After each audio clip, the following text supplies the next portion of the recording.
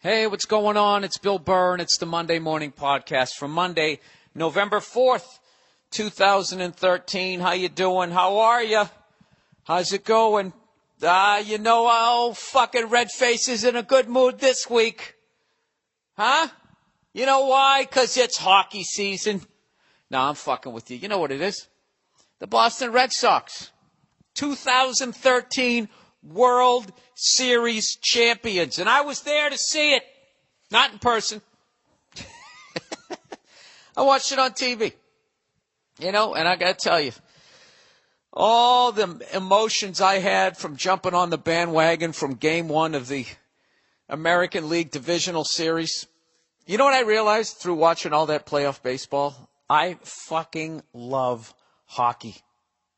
Hockey is I'm not even going to say how great the fucking game is because I don't want you guys to watch it because that'll ruin it. And then somehow hockey players will be wearing pink in October. All right? By the way, I'm loving all those stories that are coming out about how little money actually goes to breast cancer research. Not because I'm pro-breast cancer for you knee-jerk fucking cunts out there. It's just because from day one, if you couldn't see the money-making scam that was, and then also on the other side to try and get more female fans. Okay, if you can't do the fucking math on that, you know how the rest of it goes.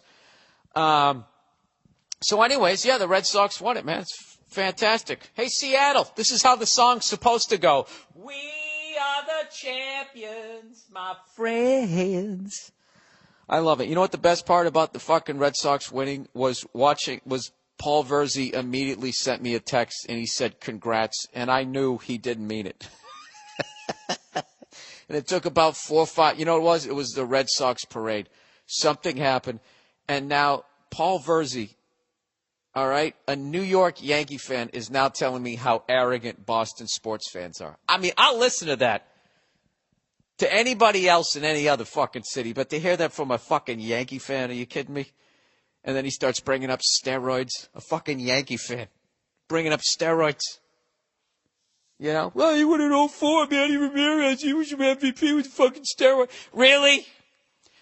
You ever think maybe Manny had to do steroids because he was facing a roided up Roger Clemens, a roided up Andy Pettitte? Let's go around your infield. Roided up Jason Giambi, roided up fucking A-Rod. Oh, now we're out to the outfield. Roided up Gary Sheffield. The fucking Yankees from the late 90s right through the 2000s were a fucking steroid factory. Yeah, and a $215 fucking million team. Jesus Christ. But I don't begrudge them. I don't begrudge them any of their fucking titles. It was the steroid era. Okay? You knew what era it was. If you weren't doing steroids, that's on you. You know?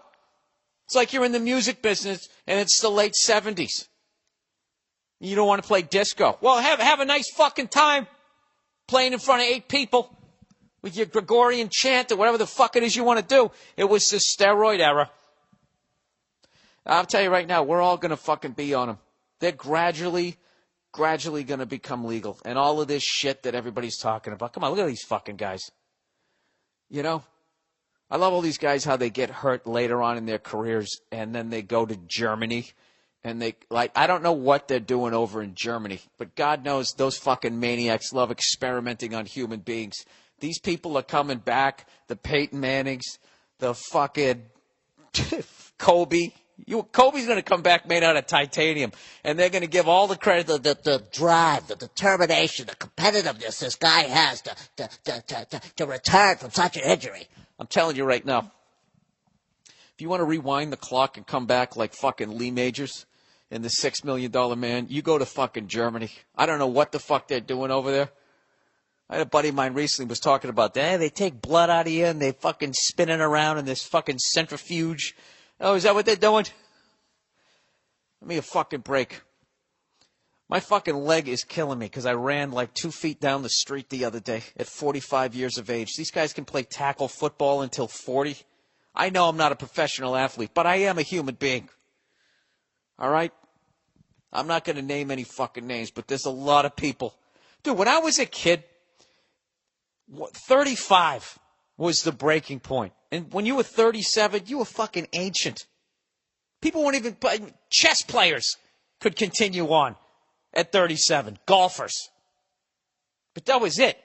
You were fucking dust. It was over. These fucking guys, they'll blow out their knee at 41, 42 and come back a year later and have a career fucking year. What did it take us? A couple 100,000 years to walk upright? All of a sudden the knee has evolved that far in fucking 15 years? I don't know what I'm talking about, but I'm just saying. All right? Oh, my God. Dude, Verzi, I have never seen him whine. He's so fucking pissed that they're calling Boston Titletown. I mean, what else are you going to call Boston? 3 Super Bowls, 3 World Series, an NBA title. Got fucked out of another one with those corrupt refs. But whatever. We'll give it to him. Yeah, whatever. Game 7. Call 35 fouls on us and 16 on the other team. That's fine. That's good. Let's watch them win it from the line.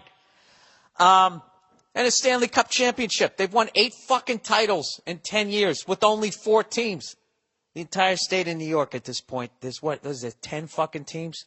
New York City next year when the Islanders move there, they're going to have 2 hockey teams, 2 basketball teams, 2 football teams, 2 baseball teams, and they've never had a 10-year run like this.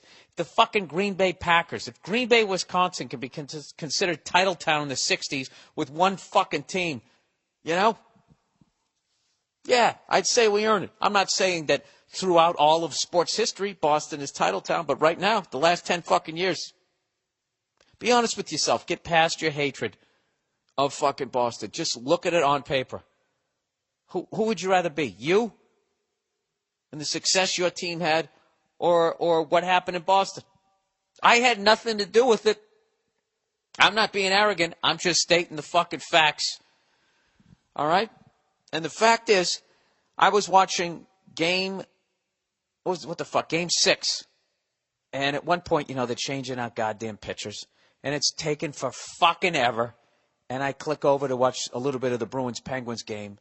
And it was right when they had a fight right off the face-off in the third period. I forget the guy in the Penguins' name of the guy in the Penguins. But he's fucking hilarious. He's in the middle of the fight. And he's sitting there smiling, looking in the other direction, staying out of the way of the Bruins guys' rights. You can tell there's a lot of new Bruins this year, and I've been watching baseball, so I got to get caught up. And it was just instantly. The fight was over, and then we watched 2 minutes of the game. And I'm going to say it. That game was more exciting than Game 6 of the World Series. Maybe it's just me, how I'm wired. Hockey, I watched the replay of the Bruins. I taped a bunch of Bruins games, and I'm getting caught up. I watched the Bruins-Islanders game, and that was a ridiculously fucking exciting game. Jesus Christ, Thomas Vanek, does that guy fucking own the Bruins or what? He's killing us. I'm going to try to make it out, by the way, to an Islanders game before they close that place down. I'd like to do that and also go to a 49ers game. I've been to both places, but it is the last year. I haven't been to Nassau Coliseum. I think I went there in 88 or 89. I went to an Islanders-Rangers game. I know I talked about this before, but that's a legendary building, and I think it's sad that they're leaving and they're going to go to Brooklyn. Are they going to be the Brooklyn Islanders? I don't know. I've always liked the Islanders, except for when they beat the Bruins in the when the fuck did they beat us? Maybe 83? No, 83 we choked to the Canadians. Somewhere in there. We met them in the playoffs, and I thought we were going to have a run there. It was during their dynasty. By the way, I saw some fucking moron Red Sox fan. It said 2004, 2007, 2013, Red Sox dynasty.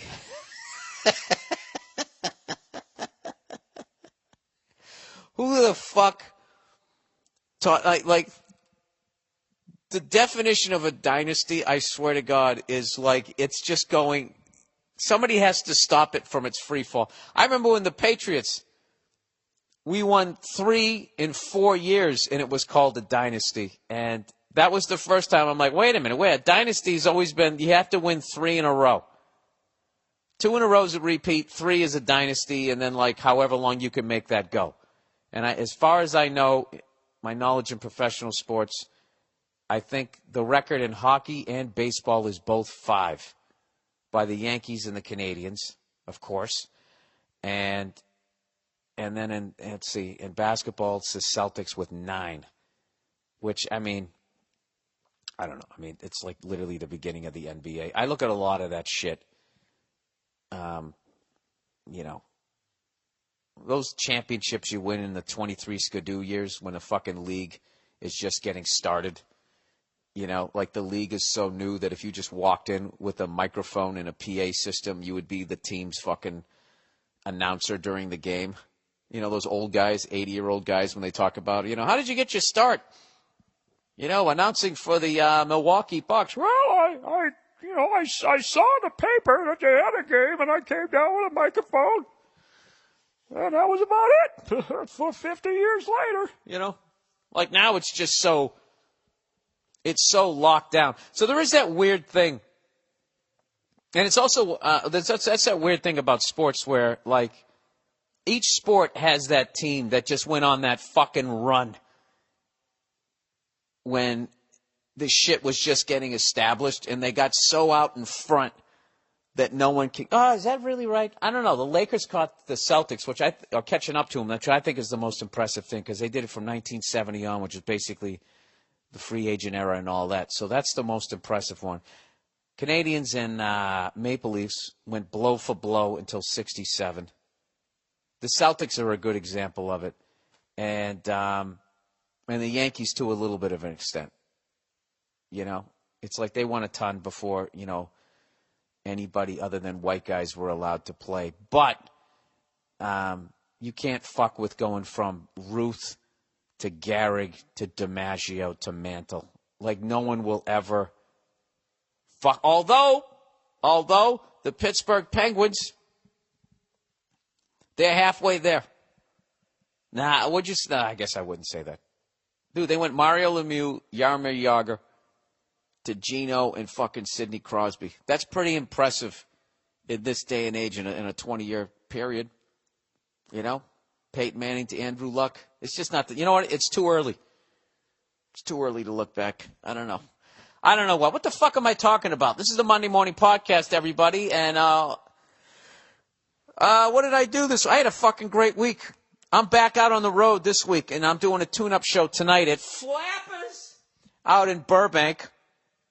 I got to make sure I give everybody their money's worth this weekend because coming up I got arguably the biggest week of shows I've ever had. I'm at Constitution Hall in Washington, D.C., and for you comedy nerds like myself, that's where Eddie Murphy taped Delirious, and I believe Martin Lawrence also taped a special there, so I got to bring the A game for that one. And then the next night I'm at the Beacon Theater, and then the last night I'm in Upper Darby. People keep stop saying it's Philly. I mean, to me, it's 15 minutes from downtown Philly. Upper Darby, whatever the fuck you want to call it. I'm at the Tower Theater. And I'll be bringing along the most bitter sports fan that I know in this moment right now, Paul Verzi. Dude, he was so fucking mad that the Red Sox won. He even brought up the Celtics, their pile-on championship. Okay, in 2008, which I've always admitted to. And I felt the Kevin Garnett trade should have been investigated, considered Kevin McHale was like the fucking, whatever, was running shit for the Timberwolves. Okay, and I'll listen, like, once again, I'll listen to anybody give me shit about that other than a fucking New Yorker. He's going to give me shit about buying, a New Yorker is going to give me shit about buying a fucking championship. Really? 77, 78 Oakland A's / fucking New York Yankees? The 1994 Edmonton Oilers / New York Rangers? Give me a fucking break, and then I don't even need to bring up the Yankees. 99, 2000, 2009. Get the fuck out of here. Fucking jerk off. Anyways. What am I talking about here? I had an unreal week. I got to do a little bit of advertising here. Sorry, I'm a little bit all over the place. I got some bullshit I have to do today before I run over to the club. I did a benefit last night for pit bulls down at Largo, and I got to admit I was a little fucking out of sorts. I've been in a weird mood. I've just been enjoying. I've been home for like 2 weeks for the first 2 straight weeks in a row this year. And I got to tell you, I did not miss going on the road. Kind of scared me, you know? Sat around making pumpkin bread and shit, wearing a fucking apron. What the hell's wrong with me? I got to get back out on the road or I'm going to retire. Dollar Shave Club, everybody. This one right here is this is killing it right here. Everybody loves this. Anybody with whiskers, be you a fucking male or a hairy woman, this one is for you. Dollar Shave Club. For a couple of bucks a month, DollarShaveClub.com delivers amazing quality razors right to your door. Not only does it save you a ton of cash, but it saves you from trudging to the drugstore for a pack of blades. I always get stuck behind the lady paying for all her loose change from the car ashtray. Is that me supposed to be saying that? No, I don't. I usually get stuck behind the family of 7 who want to develop pictures, get some ice cream, and also, I don't know, buy some Listerine? Listerine? I don't know what the fuck it is. It's like she thinks exact change is a requirement. Anyways, but with Dollar Shave Club, for just a couple of bucks a month, amazing quality razor blades. They're delivered right to your door, people. That's right. No more wasting time and no more getting hit for $20 every time you buy razors. Everybody here is getting their Dollar Shave Club blades, and you should too. I should really look at these before they send these to me, okay? It's not everybody here. It's me. It's just me, all right? Me and my split personality. All right. Here's a genius idea. Try replacing your old shaving cream with Dr. Carver's Easy Shave Butter. Butter from DollarShaveClub.com. Trust me, your face will thank you later. I've used that stuff. It's great. Don't waste time at the drugstore behind the lady with paying in pennies. Go to DollarShaveClub.com/Burr or go to BillBurr.com and click on the Dollar Shave Club banner. Keep your stress level low and your bank account balance high. Shave time, shave money with DollarShaveClub.com. All right, here we go. eVoice. If you are an entrepreneur, hey, who isn't? 2 things keep you up at night: increasing revenue and controlling expenses. eVoice is a simple technology that helps you do both. How do you do that? Well, I'll tell you. Let's start with revenue. eVoice helps you make sure that everyone who calls your business is treated like gold. You get your own toll-free or local number. You can set up a dial... Jesus Christ, Bill. You can set up a dial-by-name directory or have calls instantly routed anywhere. Your cell phone, your house, your partner, or assistant, or all of the above. eVoice even transcribes your voicemails and emails them to you, so you can prioritize when and how you want to respond without interrupting your workflow. With eVoice, you can never leave money on the table. Just go to the podcast page at BillBurr.com and click on the eVoice banner or go to eVoice.com/BillBurr. eVoice also cuts your expenses by acting as your business phone system and your receptionist. This technology could save your business hundreds of thousands of dollars. eVoice starts out at only $10 per month. With that, you can get, plus you can get a free 30-day trial right now when you go to the podcast page at BillBurr.com and click on the eVoice banner or go to eVoice.com/BillBurr. That's my website, BillBurr.com, and click on the eVoice banner or go to eVoice.com/BillBurr. All right? Let me just try reading slower and enunciating. Let me see if this helps me. Hulu Plus. Hulu Plus, everyone. You've probably tried Hulu.com.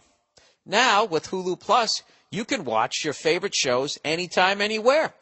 Hulu Plus lets you watch thousands of hit shows and a selection of acclaimed movies on your television or on the go with your smartphone or tablet. And guess what? It all streams in HD for the best viewing experience. With Hulu Plus, you can watch your favorite current TV shows like SNL, Community, and Family Guy. You can also check out exclusive content, including Hulu originals like The Awesomes, starring SNL's Seth Meyers, and Moonboy, starring Chris O'Dowd from Bridesmaids. Hulu Plus also offers a great selection of acclaimed films. For only $7.99 a month, you can stream as many TV shows and movies as you want, wherever you want. Right now, you can try Hulu Plus free for 2 weeks when you go to huluplus.com/Bill. That's a special offer for my listeners. Make sure you use huluplus.com/Bill so you get the extended free trial, and also they'll know that we sent you. Go to huluplus.com/Bill now, or click the Hulu Plus banner on the podcast page at BillBurr.com. All righty. Back to the podcast. All right, here's one that I've been keeping an eye on. over the last couple. Oh, by the way, dude, I tried another. I've been sober here for fucking 13 days. I like it. I like it in the morning. I hate it at night. In the morning, I want to hug somebody, but at night, I don't know what I want to do. But I want to inflict pain on somebody. So I've just been trying to fill up those times with some that I used to booze. And I'm not done forever, people. I'm coming back. All right? Just like Mariano Rivera, I'm coming back. I tried to make homemade ravioli for the first time. Okay? And like an asshole, rather than just trying to make the homemade ravioli and making a simple ricotta filling, just keeping it simple like that, or maybe just making a sketty, right? What does old Billy Fuckface do? He tries to make a braised short rib ravioli with this mushroom gravy on top. It was like trying to make 3 fucking entrees by myself. I already knew how to make braised short ribs, so I had to go through that whole fucking process just to get the filling for the ravioli that I had never made. So for the first time in my life, my mother bought me one of those KitchenAid mixers like 7 years ago, and I have never used it. The fucking thing weighs more than the goddamn Stanley Cup, and I finally took this thing out of the back of my poor excuse for a pantry, and I set it down, and I had the pasta making attachment, and I can't even tell you how fucking excited I was. So I watched this Sicilian woman. I'll send you the link to it, where she makes this homemade pasta, semolina, with her fucking perfect. You just look at her. She's from Sicily. It's not like she's Sicilian and she's lived over here for a couple of. I'll just show it to you. When you look at her Fred Sanford fucking hands, you know that she's been kneading pasta dough since the day she came out of the womb, and she knew what the fuck she was doing. So the dough actually came out all right. I probably should have kneaded it a little bit more, but I didn't have that the ravioli thing where it's like you're like a notary republic and you got to stamp it down. So I make the fucking ravioli. It actually came out really good. I could have mixed it a little bit more. There was a little bit of granulated semolina, so I kind of fucked it up a little bit. And then I put my filling in there. Caramelized onions with braised short ribs and a little bit of carrots in there. Fucking delicious. Stick it in this shit. And I go to make these things, and I fucked up on 2 levels. 1, I didn't seal them correctly. And 2, I made them too big. Because I guess when you drop them in the water, when they're done is when they float. But mine were so big, they were like fucking barges. And they were just floating up top. And they weren't sealed. And all the fucking filling came out of them.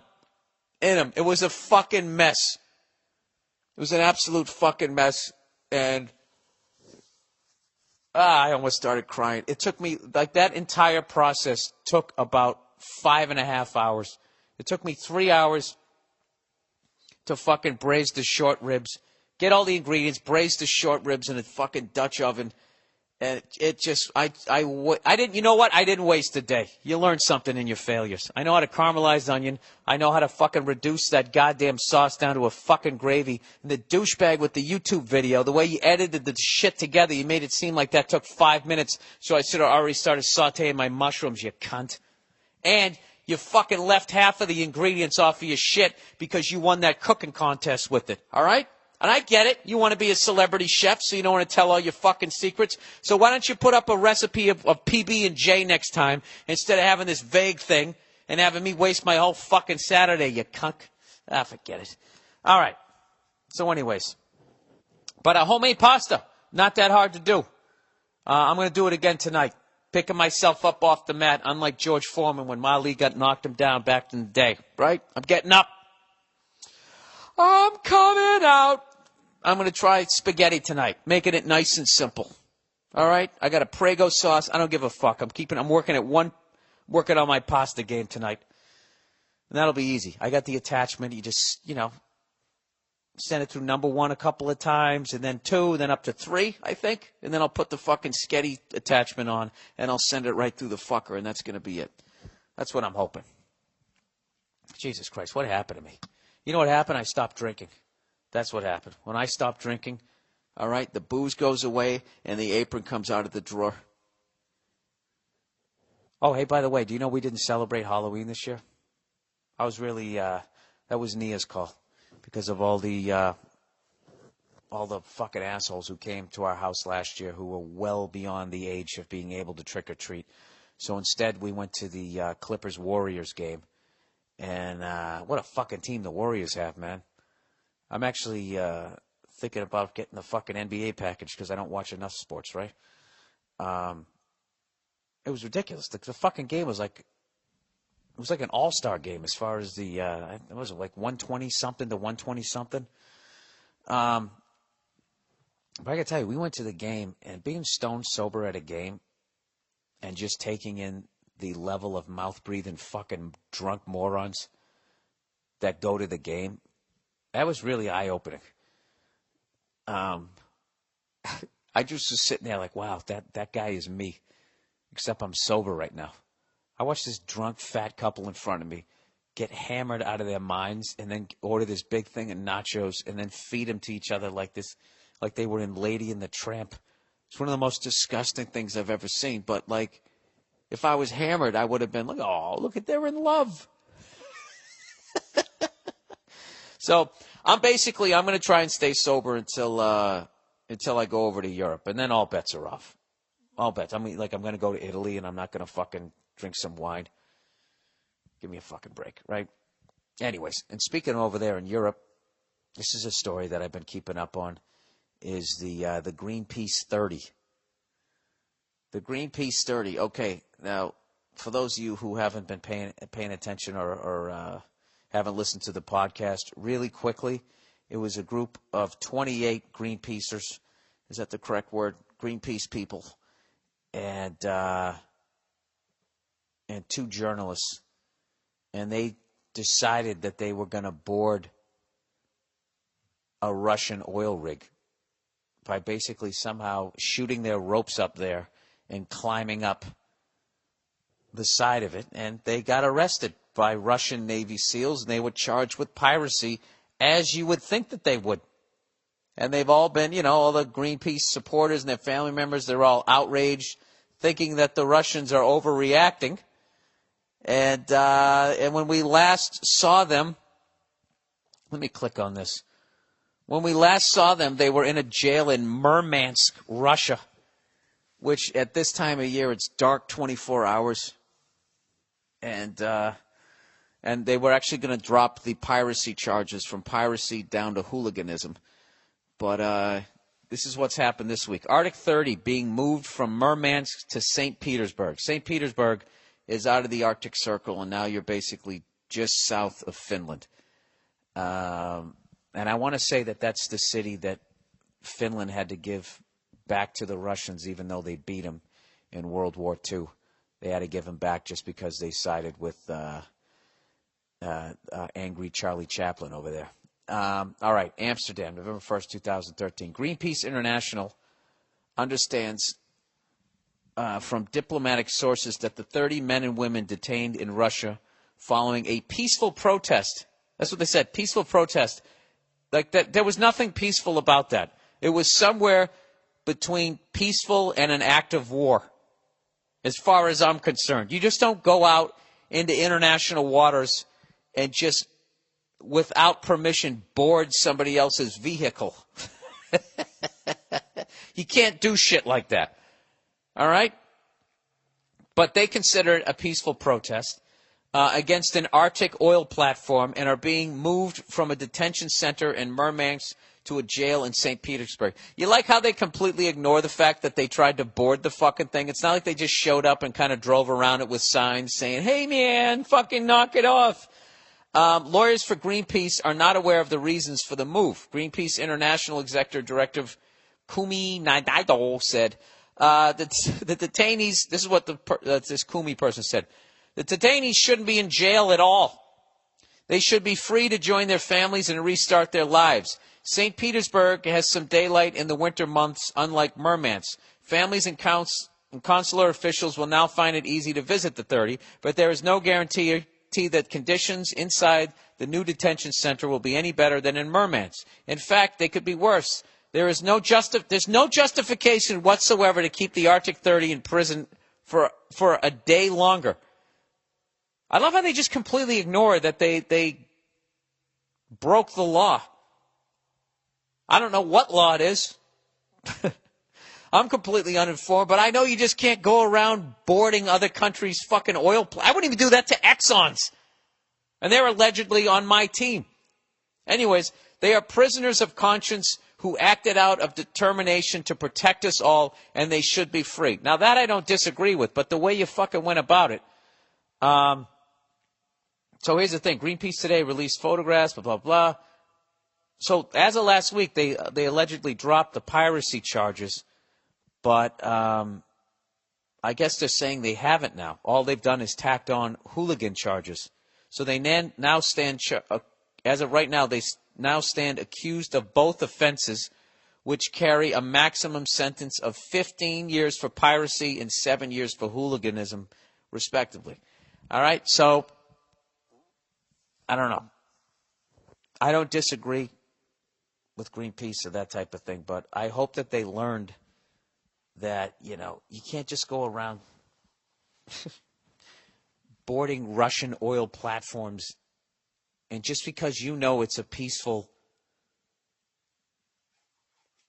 Jesus Christ, that's like, I don't know, somewhere in there's a protest, there's that gray area between a protest and an act of war, like that shit that's going on between China and Japan right now. They're fighting over those islands. I forget who said somebody's going to shoot down another person's drones, and the other country's going to consider it a fucking act of war if they do it. I got to tell you, man, that will be fucking insane if Japan and China go at it. Who do you like? Who do you like in that dogfight? Let's just say, for once, the United States stays out of it and Russia stays out of it. And if the two of them were just going to throw down, I would just think sheer numbers. China has to have them. They got to have. And those islands are closer to China, so that's more home field advantage for them.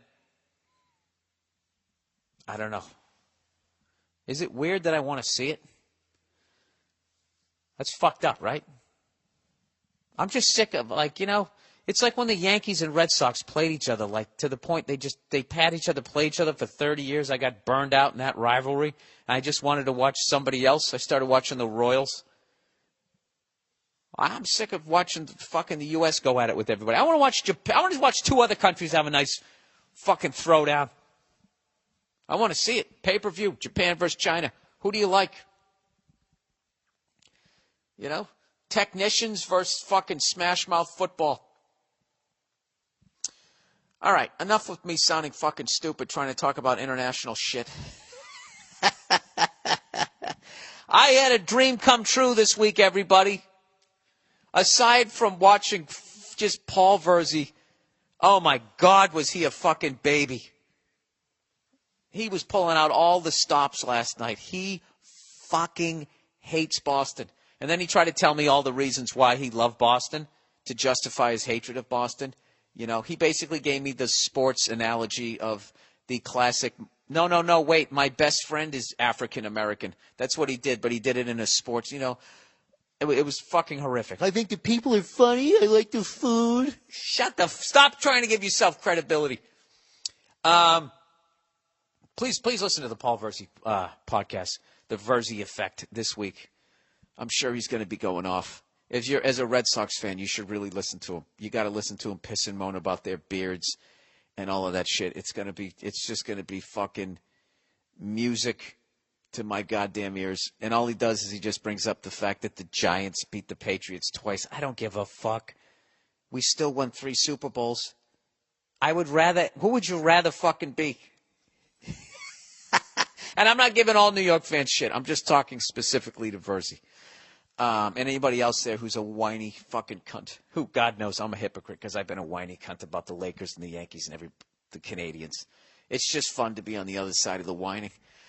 And now I get to act like I'm a fucking perfect person. Yeah, I am a hypocrite. Go fuck yourself. I stand by it. Anyways, the other dream that I had come true is I've been gradually for like I would say I don't know whenever Mike Johnston started doing those drum lessons, whenever I stumbled upon him, I was still living in New York, I believe, when I first found him back in like '07 or whatever, and you know I found these drum lessons online, and I just kept going from guy to guy to guy, and then I stopped at this guy Mike Johnston, and he was just head and shoulders above everybody else that I saw out there, and the stuff that he was teaching, and the way he broke it down, and his whole philosophy, the whole pattern, speed, movement, the whole fucking thing that he did was just, I don't know, it just really connected with me. So for years I was thinking, some point I'm going to see that guy either at a clinic and I'm going to take, maybe take a lesson, one or the other, blah, blah, blah, blah, blah. Long story short, he came down to the new Recess Studios in Santa Ana, California, which is right down in Orange County, California. If you're playing a band and you don't want to play in some grimy, horrific rehearsal space like most of them are, with like fucking stains on the rug from Grand Funk Railroad 40 fucking years earlier when they weren't even famous. If you want to play in an just state-of-the-art, awesome facility, Recess Studios in Santa Ana, California. Anyways, long story short, I guess the guy who opened the place was one of Mike Johnston's drum students, and he was talking about opening a rehearsal place. And Mike said, well, if you ever open one, I'll come down for free and do a drum clinic. So that's how I ended up going down there. And I reached out to Mike, and he goes, hey, why don't you come down and take a fucking lesson? He didn't say fucking. He's a much more classier guy than I am. And I got to knock that out, and it was the shit. So I'm sober, I'm cooking, and I took drum lessons from a fucking drum god this week. And now I have to go back to fucking LAX tomorrow where somebody shot up a fucking TSA agent.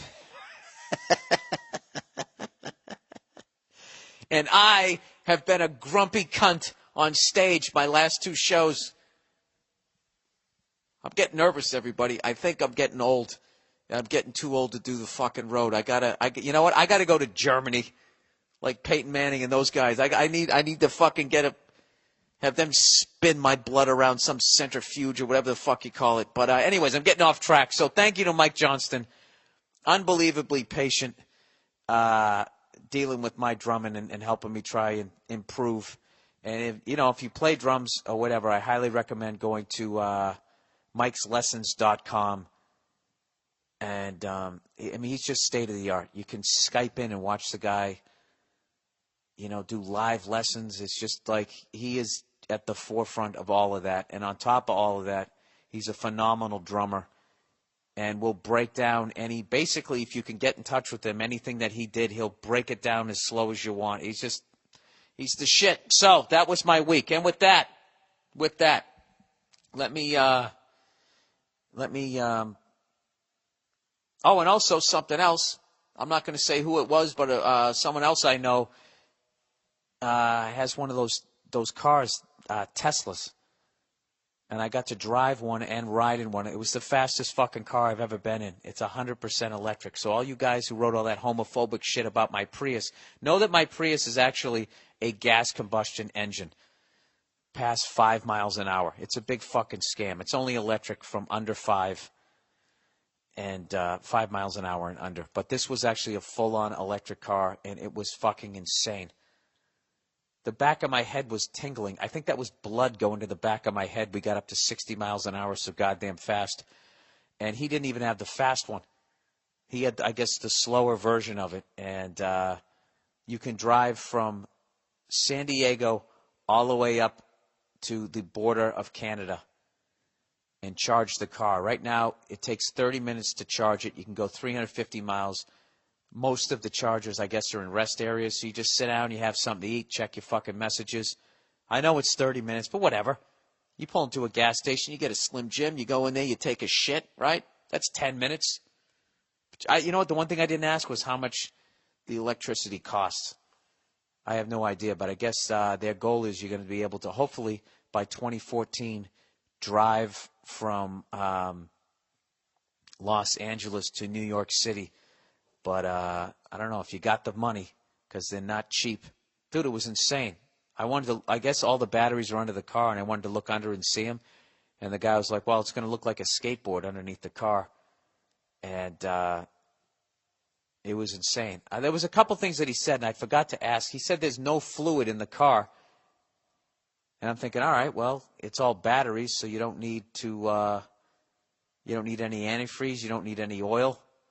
There's no transmission fluid. But I forgot to ask him about the braking system. You got to have brake fluid, right? You know what's funny? As I could just probably look it up, but if you get a chance, definitely check those things out. And this guy was telling me that there's people at drag strips that will take, like, there's some guy, he has a Datsun, just a regular old Datsun from the 70s. It's all electric power, and he fucking wins in the quarter-mile drag races all the time, which makes me feel great, because for years I defended the Prius and electrical power by saying you can get on a subway and that can move 1,000 people at like 35, 40 miles an hour during rush hour in New York City. You think a fucking car, if they really wanted to make one with electrical power, couldn't be fast? Well, I finally experienced it. So, I don't know. I'm really babbling this week. Let's get to the questions for this week. Pumpkin bread. Hey, Billy Crocker, tell us something exciting about the pumpkin bread making experience, as if you were doing Sports Center coverage of what went down during the process. Dude, what is this, like a fucking improv class? I don't know. I don't know what to tell you. I already told you about the disaster. You know what? I already did it with my braised short rib ravioli. That was like talking about the Red Sox collapse in September last year. That's as close as I'm going to get. And I don't know. We're going to switch it up this week with a bunch of international emails. Take a break from the relationship advice. Listen to this one. This one's from Peru. Dear Billy Holiday, I am from Peru and I love your comedy.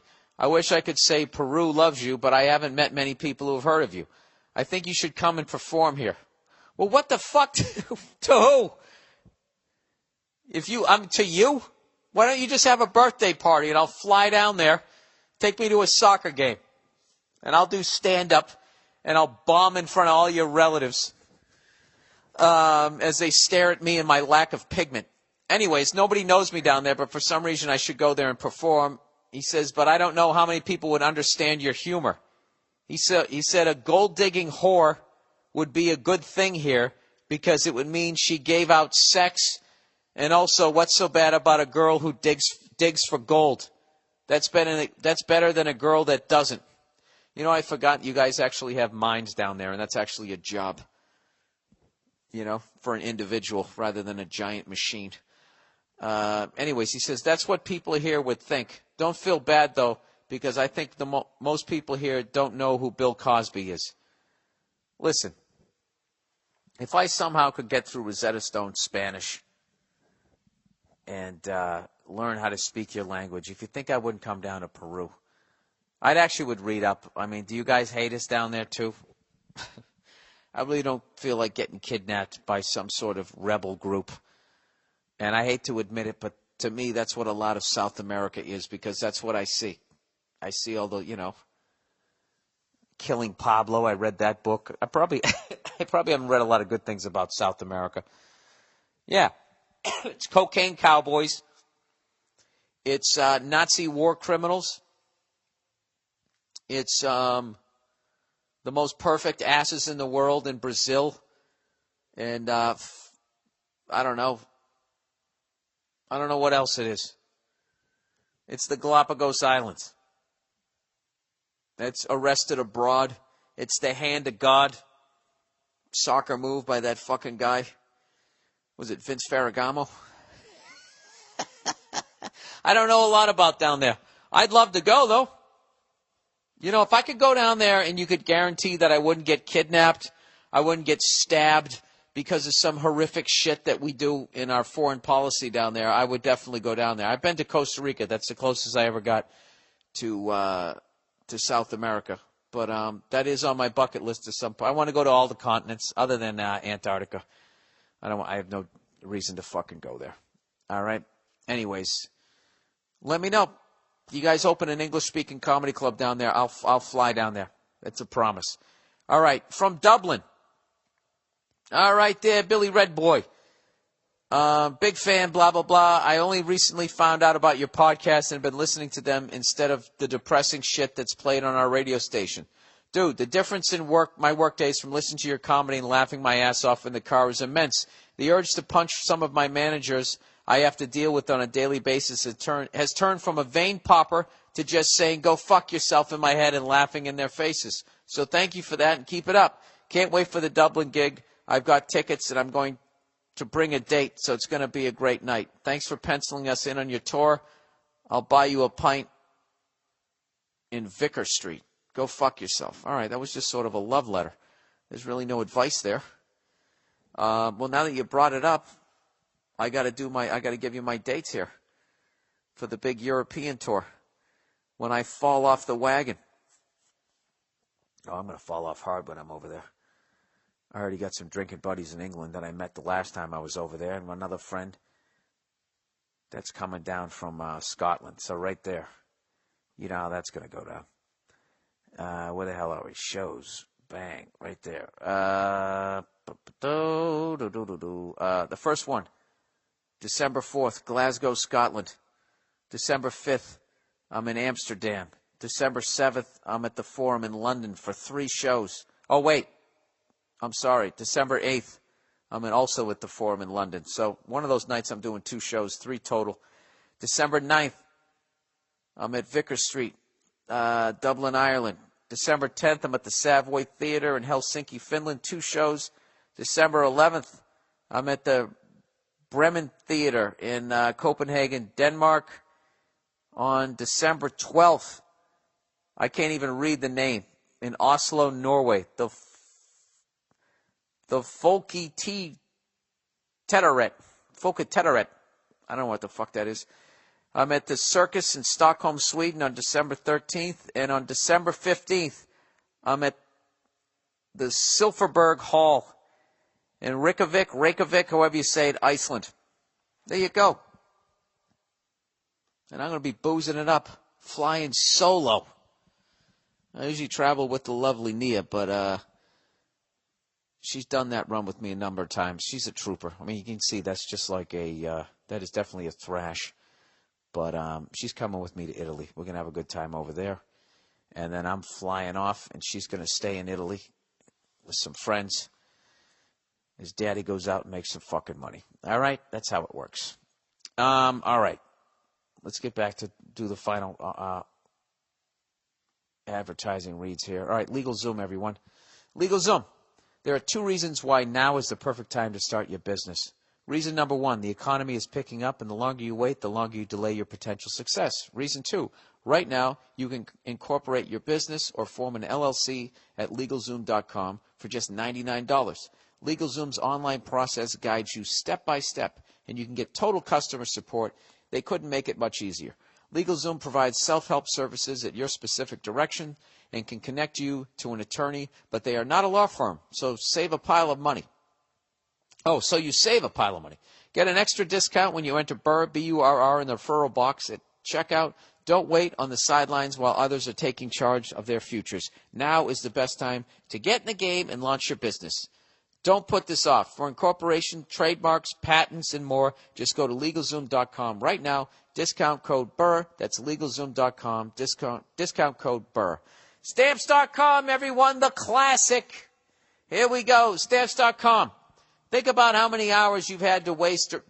Think about how many hours you've had to waste going to the post office for your business. Driving there, parking, waiting for the next available clerk. There's nothing I can do to get those hours back for you. But I can save you time moving forward with Stamps.com. Stamps.com brings all the services of the U.S. Postal Service right to your desk 24/7. Buy and print official U.S. postage using your own computer and printer. Stamps.com will send you a digital scale, and it instantly calculates the exact postage for any letter or package, any class of mail. There's no guesswork. It's easy. Then just hand your mail to the mailman, and you'll never waste time at the post office ever again. I use Stamps.com to send out all my DVDs, my posters, whatever the hell it is I'm trying to get to the thing.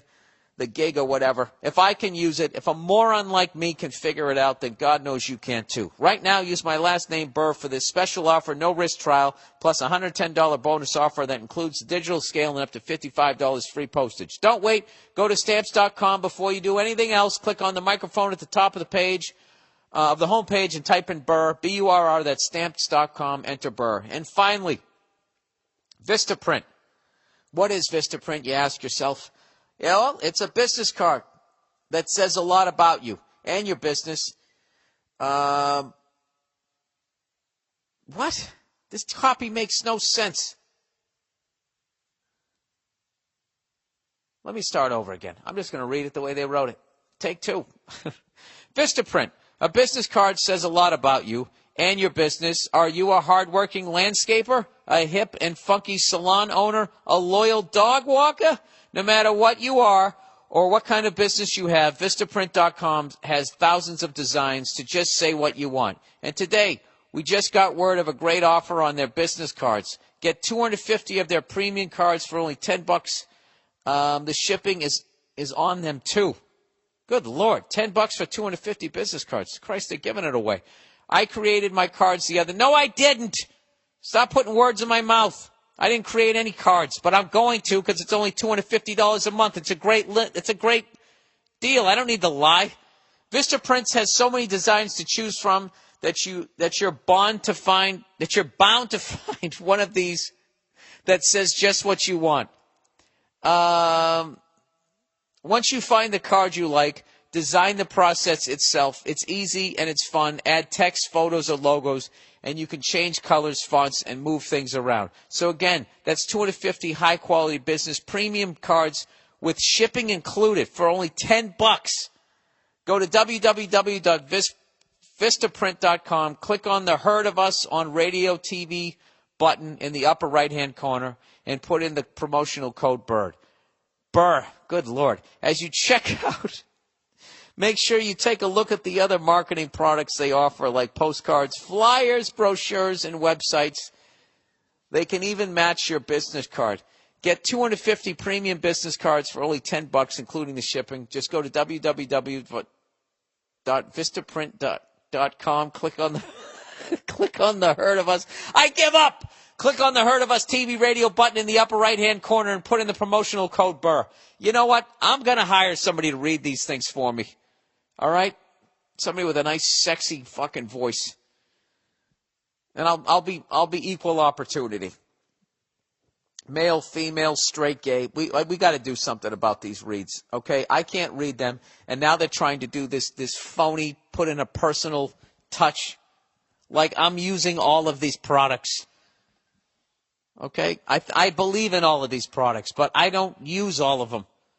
All right? I'm only one man. I can't use everything out there. All right, here we go. Let's get back to the reads for this week. What are we up to? 53 excruciating minutes. Military origin story. Billy Boy.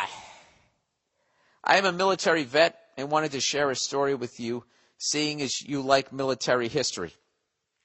I'm by no means an expert, and this is probably all bullshit, but this is how the legend goes. I already love how this story starts.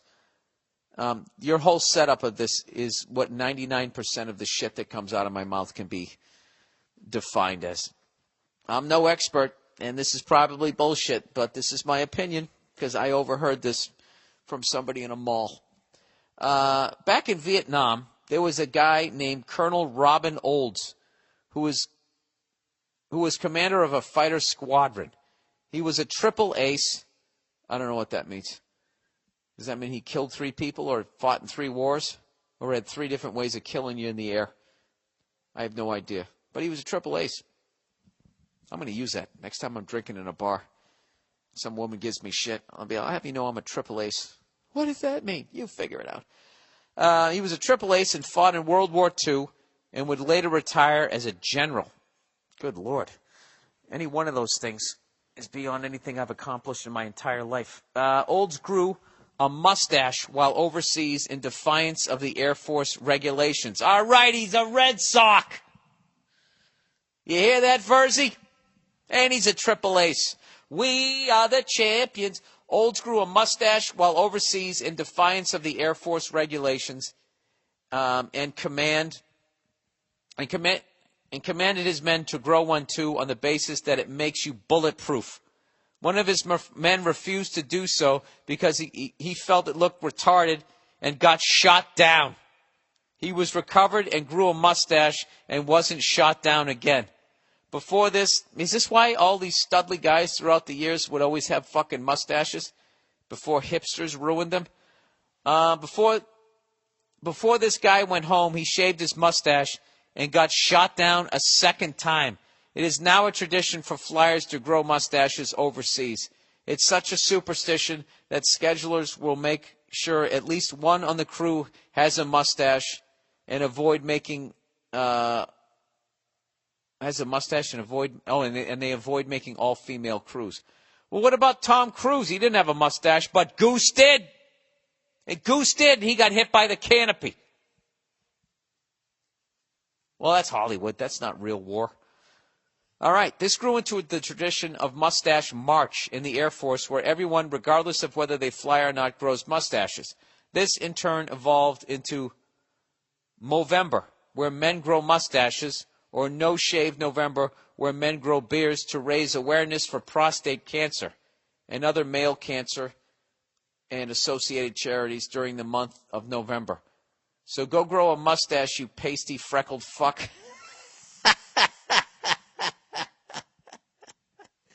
Thanks for the free laughs.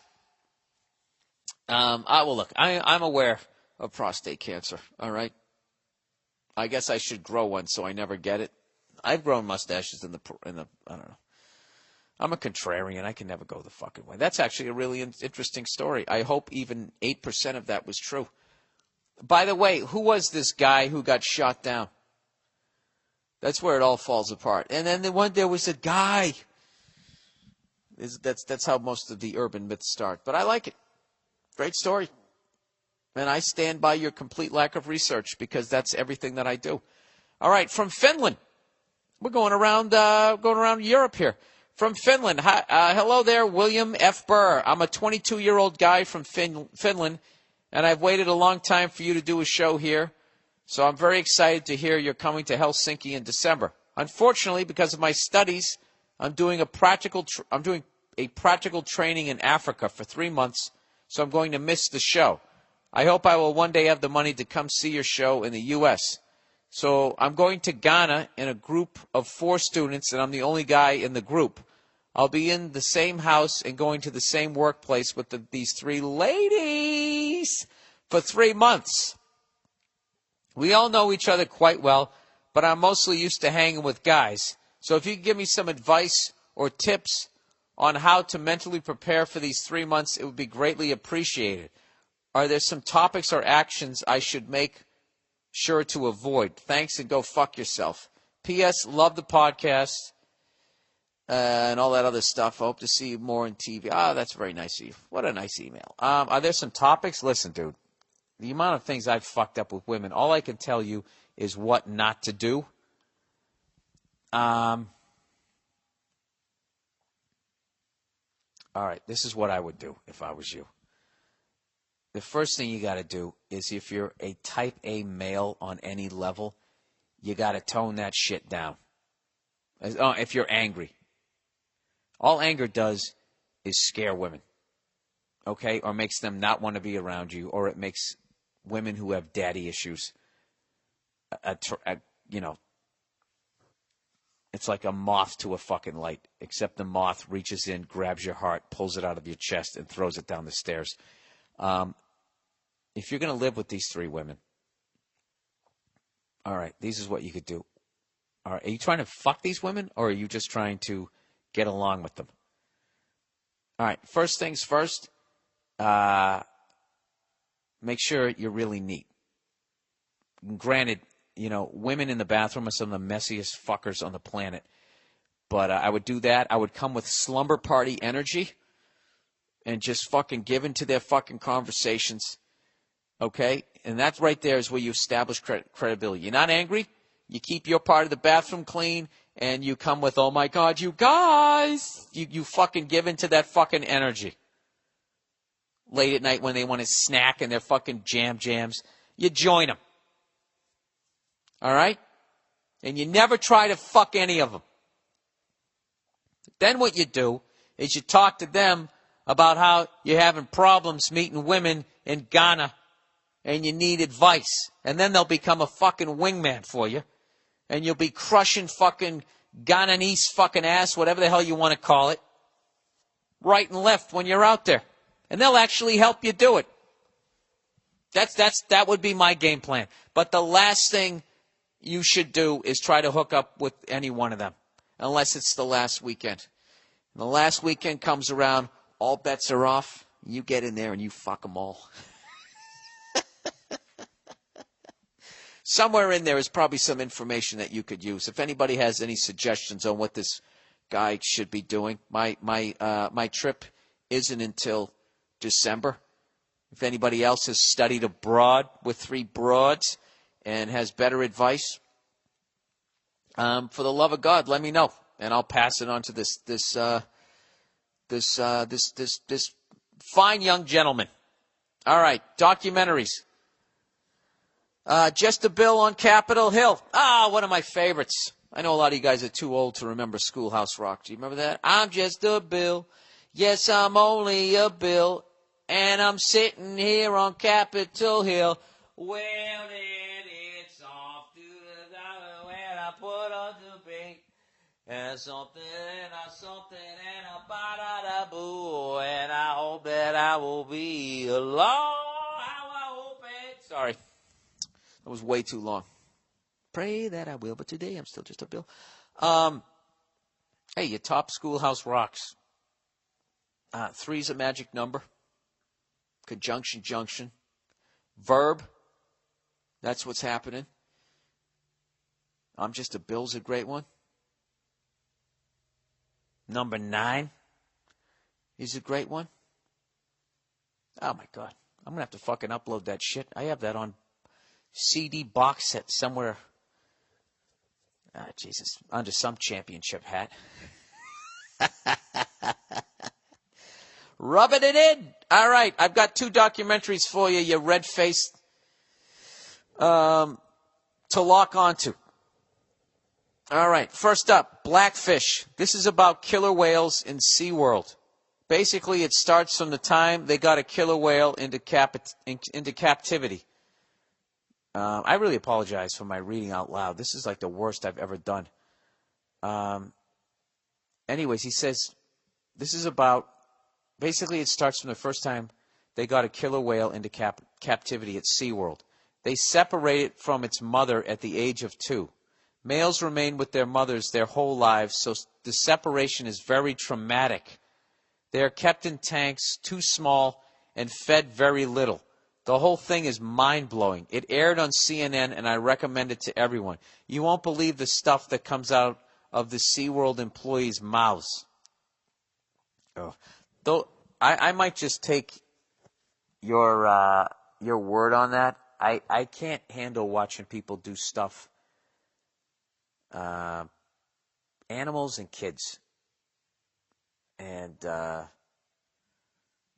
then the next level, right, like the level of rage, because that's about as innocent as it gets. And then the next level of rage above that is someone, beating the shit out of their girlfriend or their wife or anything. Like, I can't handle watching that stuff. Like, they made that thing, what was it, The Cove, where they just drive all those dolphins into that little area and then they just bludgeon them to death. Like, just tell me where I need to donate money.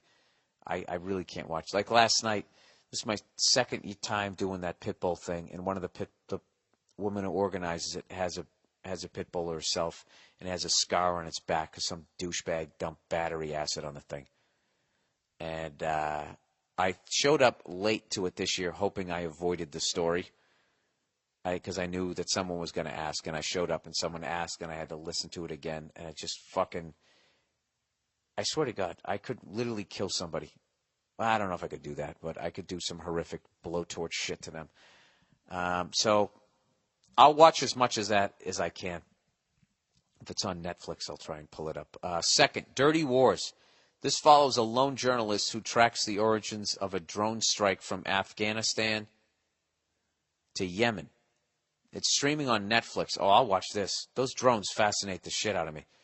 If this aired on network television, there would be riots in the streets over what our military is doing in the name of the U.S.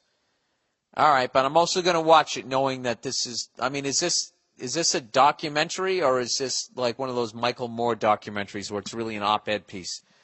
I'll watch it. Fuck it. Dirty Wars correlates with the news coming out about Obama claiming to be good at killing people to his aides. Here's an article from Yahoo. I'll give you guys this link. I'm not co-signing on any of this shit until I see it. Jesus, man. Do you have a happy one in there? Is there one about an old lady making her own jam and beating out the corporations? You got to give me a ray of sun. I appreciate all of that stuff. Might have to watch Dirty Wars. I'm going to watch both of those. Fuck it. Jesus Christ. Hey, how about now that he's given me two that's going to make me lose even more faith in humanity? And I'm not saying I'm better than these people. I'm a complete piece of shit myself. But can I get a good one in there? Does anybody have a documentary on Iceland standing up to the bankers that I could watch? Because that one fascinates me. And how that wasn't covered that much here in the States. I would love to see that one. All right, so here's the wrap-up, everybody. Now that the show is over, don't forget to sign up for your free trial of Hulu Plus. Hulu Plus lets you binge on thousands of hit shows anytime, anywhere on your TV, PC, smartphone, or tablet. And that's it for the podcast this week. I had just an awesome week. I know I was just bandwagon, but it's really, exciting after all those years of watching the Red Sox suck to actually watch them now consistently be this winning franchise and be able to turn stuff around. And I know they spend more money than God, but it is cool. And I don't know. I hope it happens to your city. I hope you guys go on a run, especially Cleveland, Kansas City, all of those.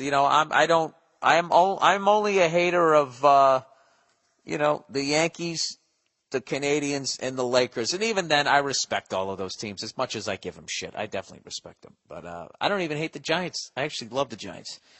And I'm hoping that they, I don't know. I don't have that thing in football where I have like a team that's the Yankees. I mean, I love that the Jets beat the Saints this week because that means that old foot fetish guy down there, I'm forgetting his fucking name, Rex Ryan, he has a chance of keeping his job. I don't want him on ESPN analyzing football games. I want him to, as a Patriots fan, I want him right where he is, head coach of the New York Jets.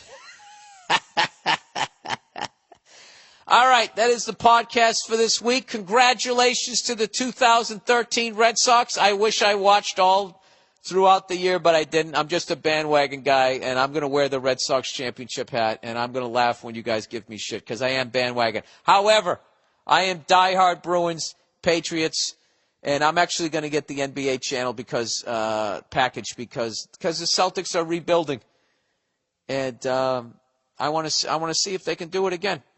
They can rise from the ashes and buy some more free agents and see what happens. But I actually, went to that Clippers-Warriors game, and I had a great time. And the Warriors look like a really exciting team, as do the Clippers. So, fuck it. What am I going to do, fuck up the ravioli again this week? I'll watch some hoop. All right, that's it. Hey, by the way, I'm going to be at the Rangers-Penguins game. All right? Stone sober. Madison Square Garden this week. Should be a great game. All right? If you're not watching hockey, you're missing out. Go fuck yourselves. I'll talk to you next week.